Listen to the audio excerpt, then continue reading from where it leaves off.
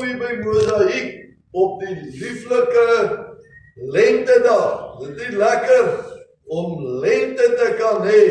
Lente gee hoop, lente gee vreugde, lente gee net daardie wel in my siel. Ek wil die almal dan vanoggend verwelkom hier by Mosaïek se lenteoggenddiens.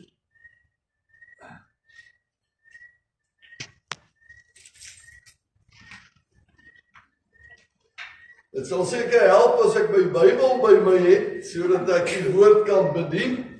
En as jy die woord van die Here saam met u gebring het, lees saam met my uit Romeine hoofstuk 5 vers 2. Romeine hoofstuk 5 vers 2. Die woord van die Here, Romeine hoofstuk 5 vers 2. Deur wie ons ook, deur die geloof, die toegang verkry het tot hierdie genade waar ons staan en ons roem in die hoop op die heerlikheid van God. Baie dankie Here vir u woord. Dankie dat ons vanmôre in vryheid u woord kan lees. En ons wil nie vanmôre nalat om vir ons broers en susters te bid wat onder moeilike omstandighede u moet dien, in lande waar daar nie godsdienstvryheid is nie. Here, ek bid vanmôre dat u 'n spesiale dubbele mate van Heilige Gees salwing by daai byeenkomste sal afbring, in Jesus naam. Amen. Nou, vriende, ons het die laaste 2 Sondae het ons gehoor oor my DNA in die Here. Maar nou wil ek net daarin begin deur te sê, onthou, dis 'n tipologie. Dit is nie dat jou DNA binne jou letterlik verander, dis 'n tipologie wat net sê dis 'n geestelike metafoor wat plaasvind, soos 'n metaforiese stelling wat ek maak wanneer ek sê, wanneer jy tot bekering kom, verander jou DNA. Dit beteken jou hele menswees verander, jou karakter verander, jou optrede verander, jy is sommer lief vir mense, jy gee om vir mense.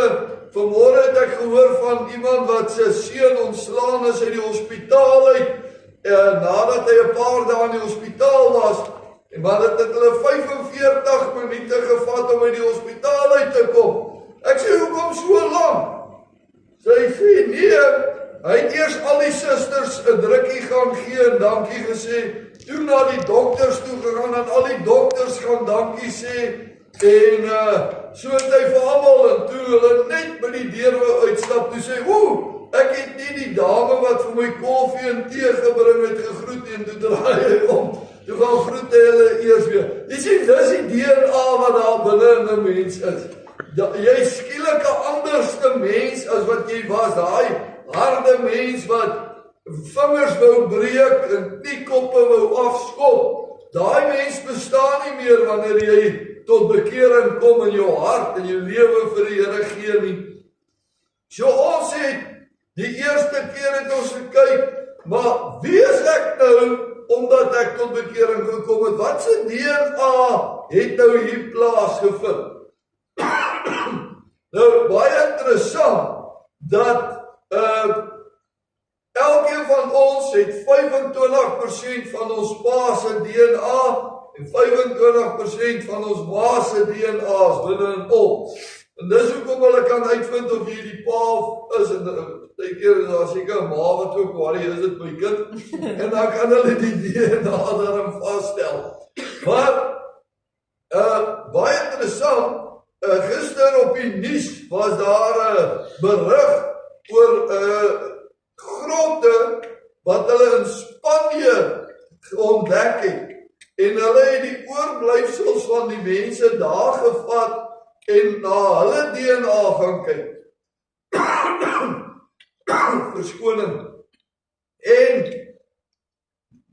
dis uitgevind dat hulle 700 jaar na Christus het hulle daar gebly en hulle was Christene wat weggekruip het om nie vermoord te word omdat hulle Christene is nie, gemartel te word. En baie interessant is, dat hulle nou, 2024 na Christus, kan sê dat hierdie mense wat in daai gronde gebly het, se voorouers kom uit Afrika. En so DNA speel 'n groot rol, en ons kan uit 'n metaforiese gedagte, kan ons hierdie vat en sê maar, Here, verander my natuurlike DNA, dat ek die DNA van Christus sal hê. Dat ek soos Jesus sal optree. So, ons het eers gesê, my DNA verander wanneer ek tot bekering kom, want hy sê, julle is 'n nuwe skepping, die ou skepsel het vir ou dinge het verbygegaan, kyk, jy is nou nie. En dan het ek, die vorige Sondag het ons gesê, maar ek is ook. Nou vandag wil ek sê, Christus se DNA in my het ek. Christus se DNA in my het ek. Omdat ek hierdie nuwe DNA het, hierdie nuwe mens is, die ou dinge wat verbygegaan, alles het nuut geword. Ek het opgestaan as 'n nuwe skepping in Christus. Dit gee vir my heel eerstens, daai DNA gee my vrye toegang tot God se genade en hoop om deel te hê aan sy heerlikheid. Dit is nogal 'n mondvol, nee. Vrye toegang tot God se genade en die hoop om deel te hê aan sy heerlikheid. Dink net daaraan, dat in die Ou Testament, as ons in die Ou Testament gelewe het, sou ons nie die voorreg gehad het om in die allerheiligste der heiligste in te gaan. Net die hoofpriester het 1 keer 'n jaar die voorreg gehad om so in God se heerlikheid in te stap. Baie van ons sou miskien maar daar ver weg van die tabernakel af gebly het, en ook nie die voorreg gehad het om elke dag tabernakel toe te gaan, en daar in die voorhangs, by die ingang van die tabernakel te wees. En toe nou, met die genade van wat ons ontvang het met ons wedergeboorte, sê hy, ons het nou vrye toegang tot God se genade. Dit beteken, ek hoef nie te wag 1 keer 'n jaar, dat die hoofpriester in die allerheiligste ingaan. Ek het nie nodig om die dominee te bel en te sê ek wil met God praat nie. Ek het die moeder Maria nodig om vir my te help nie. As gevolg van my DNA in die Here, sê Romeine hoofstuk 5 vers 2, nou het ek vrye toegang, ongeag waar ek is. Ek kan in my kar wees en ek het toegang tot die allerheiligste. Ek kan in my slaapkamer wees en ek het toegang tot die allerheiligste. Ek kan aan tafel sit en ek het toegang tot die allerheiligste. Waar ek beweeg, gee dit vir my toegang om enige oomblik met God te praat. Ek kan enige oomblik bid. Want die genade gee vir my daai hoop. Die genade gee dat ek deel geword het aan die heerlikheid van die Here. Is dit nie wonderlik om daaraan te dink dat ek en u het nie nodig om 'n afspraak te maak om by die Here uit te kom. Ons het nie nodig om na een of ander kerkleier toe te gaan om namens ons in te tree by die Here nie. Ek kan self met die Here praat. Daar was 'n boek wat miskien moet ek net gou dit sê. En weet julle wat, die Here kyk nie na my taalgebruik nie. Hy kyk nie na my grammatikale gebruik nie. Hy kyk nie of my sinsbou reg is. Is die werkwoord op die regte plek? En as ek sê nie, eindig ek die sin met nie. Die Here kyk nie na daai goedes nie. Hy kyk na my hart en hy sê jy het vrye toegang. Ek luister na jou net soos wat jy praat. Nou Daphne het 'n boek gehad wat sy baie vooroor lief was. En die boek se naam was Hey God. En dit gaan oor 'n dame, as ek reg is, is dit 'n Italiaanse dame wat in die aande onder die gestap het op die eerste vloer en dan bo was die slaapkamers. En dan het sy nou gestap en waar haar kind se kamer was, dan sy nou daaronder gestaan en dan bid sy vir hom hier bo. En dan het sy gesê, "Hey God, you know Jimmy is sleeping here on top." En dan praat sy nou met die Here oor Jimmy. En so het sy afgegaan en dan kom sy by die hoofslaapkamer en dan sê sy, "Hey God, that naughty husband of mine is sleeping on top." En maar dis hoe sy met die Here gepraat het, hy God. Jy weet, ons sou 'n pak gekry het as ons so gepraat het met die Here. Maar ons het daai vrye toegang. Nou in hierdie boek kom die vrou toe op 'n stadium en sy bid so vir almal. En toe sy by die hoofslaapkamer kom, toe bly sy stil. Sy sê niks nie. En na ruk toe skree die ou daar van bo af, "When are you gonna pray for me?" So, ek wil ook sê, dit is die lekker van, ek kan met die Here praat sonder om groot woorde te gebruik en om teologies korrek te wees. Ek kan net met die Here praat hier uit my hart uit. Ek het vrye toegang om met die Here te praat. In respek met die Here te praat. Die tweede is Romeine 5 vers 17. Deur die oortredinge van een mens het die dood begin 'n heerskappy voer deur een mens, maar deur een, Jesus Christus, is veel meer bereik. Dit wat die oorvloed van genade, die vryspraak as gawe ontvang het, sal lewe en heerlikheid voer. Maar deur een, Jesus Christus, is veel meer bereik. Dit wat die oorvloed van genade, vryspraak as gawe ontvang het, sal lewe. Ons het 'n oorvloed van genade en vryspraak. 'n oorvloed van genade en vryspraak. Omdat Jesus daar was, daarom sê hierdie skrif, in een Jesus Christus. As gevolg van Jesus wat nou in my kom woon en sy DNA in my kom afprint het ek nou 'n oorvloed van vryspraak. Weet julle wat dit beteken om vrygespreek te word? Het jy al ooit in 'n beskuldigingsbank gestaan in die hof? En daai aanklaer gooi daar so goed wat jy self nie eens van geweet het nie. En dan op die einde, wanneer hulle saak sluit, en daai landdros so na jou kyk, en vir jou sê, ek spreek jou vry. Jy is onskuldig, jy kan wegstap. En daai gevoel, ek was nog nooit in die beskuldigingsbank nie, maar ek dink net daai gevoel van wat oor jou vloei, dat hier stap ek nou 'n vryman uit. Of het nou tegniese punte was of wat, ek is vry. Ek wil vandag vir jou sê, wanneer ek en u in Christus na God die Vader toe gaan, en ons bid en ons sê, Here, wees my sondaar genadig, dan kom die genade van die Here in, en ek word vrygespreek, ek word onskuldig bevind, en ek kan in die heerlikheid van die Here lewe. En maak het jou nie opgewonde? En wil jy nie ook sommer net lekker hoog spring, en sê, Here, dankie vir genade, Here, dankie vir 'n vryspraak, dat die duiwel kan niks meer teen my hou nie. Hy kan daar kom, en hy kan vir die Here sê, Gert Venter het. En dan gaan die Here sê, hy is vrygespreek, hy is onskuldig bevind, deur die bloed van die lam, deur een persoon, Jesus Christus. En daar is 'n oorvloed. Dit beteken, dis nie beperk nie. Ek kan nie sê, ek het my genade is nou uit die aantal genade sessions wat ek gehad het ek opgebruik nie. Daar's oorvloed. Sê nie ek moet nou onnodig Sondag of opsetlik Sondag nie.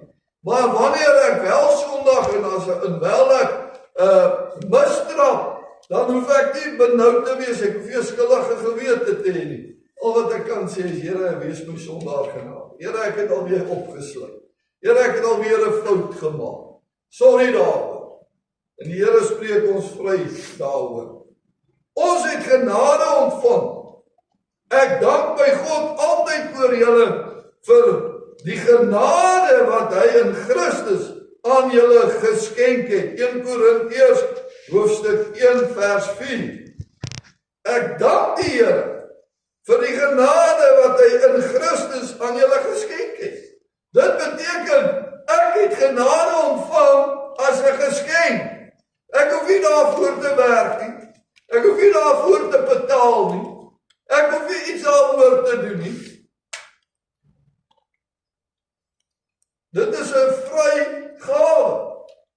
As ek nou vanmôre hierdie R20 uithaal, en ek sê vir daai jongeman, kom gou hierso. Ek gaan vir jou 'n geskenk gee. Ek gaan vir jou R20 gee. Wat maak hy? Dis vir jou R20. Ja. Hy nie kom staan en sê, asseblief dominee, gee my R20 nie. Ag dominee, ek wil so graag R20 hê. Nee. Hy het dit gevat, want dit is gratis verdien. En net so is die genade van die Here oor ons. Ons het genade ontvang, ons hoef nie daarvoor te pleit nie, ons hoef nie daarvoor te huil nie, ons hoef nie te gaan vas en bid daaroor nie. Ons het dit ontvang. Dis daar, omdat Christus se DNA in my is. Christus se DNA gee dat ek oorwinning oor die sonde en die dood het. Die angel van die dood is sonde, en die sonde kry sy krag uit die wet van God. Maar ons dank God dat hy aan ons die oorwinning gee deur Jesus Christus. 1 Korintiërs 15 vers 56 en 57. Liewe luisteraar, ek en jy het oorwinning oor die sonde in Jesus Christus wat vir ons die krag gee.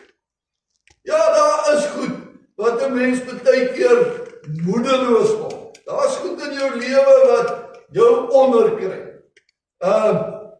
Ek dink baie van ons wat in die verkeer in die oggende vassit, het maar baie oorwinningsgenade nodig. Ek het nou 'n ander dag 15 kilometer se uur en 20 minute gery van die kantoor na my huis toe, want daar was sommer 'n paar ongelukke op die pad. Maar, weet julle wat? Om daar te sit en die oorwinning te vat en nie kwaad te word vir die traffic jam, soos ons in Engels sal sê. Maar laat ons sit en sê, Here, dankie, ek kan in hierdie verkeersknoop vassit, want ek het 'n kar. Dankie Here, ek het 'n kar. Daar loop mense, hulle sit nie in 'n verkeersknoop vas nie. Hulle loop vrylik, maar hulle het nie 'n kar nie. Ek het 'n kar. So, ons het die oorwinning. Ons kan kan ek 'n Engelse woord gebruik? Ons kan ons attitude net 'n bietjie verander, ons gesindheid 'n bietjie meer verander. En dan, al die seëninge van die Here het ons. Dit is nie wonderlik, die Here gee ons seëninge. Deuteronomium 28 vers 1 tot 14. Geseën sal jy wees in die stad.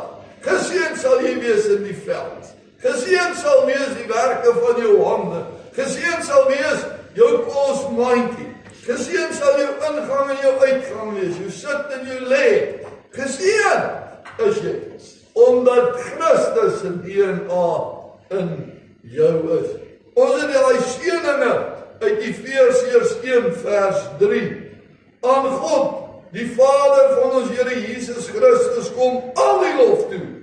Hy het ons in Christus geseën met alle seëninge van die Gees wat daar in die hemel is. Halleluja! Ek kan hierso so maak vanmôre. Dis mos hoe die jong mense maak, nee. Ek is 'n geseënde van die Here. Ek is gebless. Ek kan net hoe lekker gebless is ek. Ek is 'n geseënde van die Here. Ek is verlos en ek het vergifnis gekry. Efesiërs 1 vers 7. Maar weet julle wat is die lekkerste? Ek het deel geword aan God se volk. Deur Christus het ons deel geword van God, van die volk van God, soos hy dit vooruit al bestem het, soos hy hom dit voorgeneem het, hy wat alles laat gebeur volgens sy raadsbesluit. Deur Christus het ons deel geword van die volk van God. Ek sê meer 'n heiden. Ek is nie meer net 'n persoon wat nie welkom is in die kerk. Nee, ek is deel van God se volk. Ek is deel van die uitverkiesde volk. Ek is deel van 'n heilige priesterdom. Omdat Christus se DNA in my is. Is dit nie wonderlik vanmôre om te kan sê, ek het vanmôre vrye toegang. Ek het oorvloed en vryspraak. Ek het genade. Ek het oorwinning. Ek het verlossing. En ek is deel van God se volk. Amen. Hemelse Vader, baie dankie dat ons vanmôre net kan sê, in Christus is ons deel van. Het ons. Here, dit maak ons so opgewonde wanneer ons so deur die woord blaai en ons sien al hierdie dinge en dan kan ons nie anders dan te kan sê, dankie Here vir u genade. Dankie God dat u Jesus gestuur het. Dankie Jesus dat u gekom het en dat u gesterf het vir ons. Heilige Gees, leer ons meer omtrent genade in Jesus naam. Amen. Amen. Die Here seën.